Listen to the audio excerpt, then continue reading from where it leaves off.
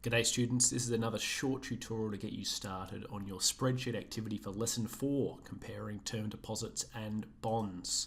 So I have started my initial spreadsheet here. Now I'm going to do the same trick that I did in the previous spreadsheet activity by dragging out this year 1, year 2. Let the spreadsheet file do the work for me. I don't need to type them all in, so it drags it out to year 10.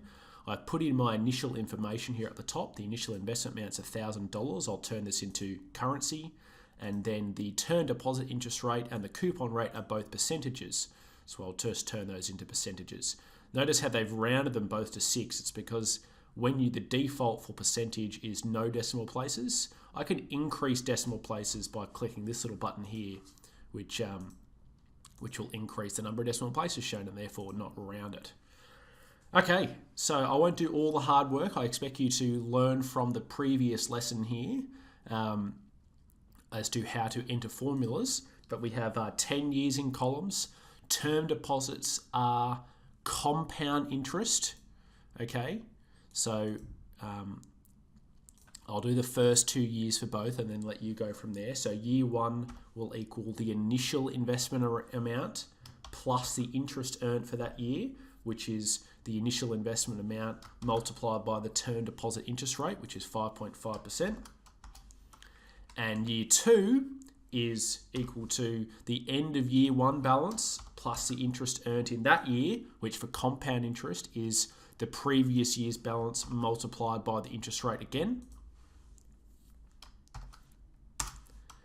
And for year 3, I'm not going to do it here because I want you to remember from last lesson, and you might want to go back and watch that video, but it involves setting up a dynamic formula using these dollar signs and then dragging it out to the right. But I'm not going to show you because I want you to figure it out. So that's how the term deposit row would work.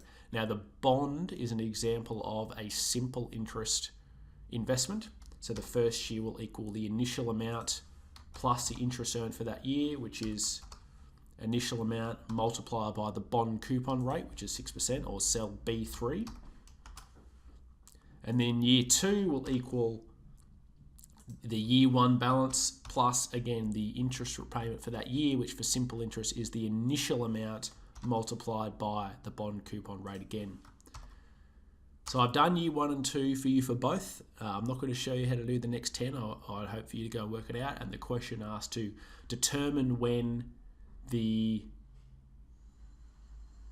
how many years it will be until the compounding term deposit, which is row 6, has a greater value than the investment bond. So see how the bond currently has a greater value in year 2. It's 1,120 as opposed to 1,113. As we go through the years, the term deposit will eclipse and become higher than the bond. And that's the aim of your task today. Okay, good luck.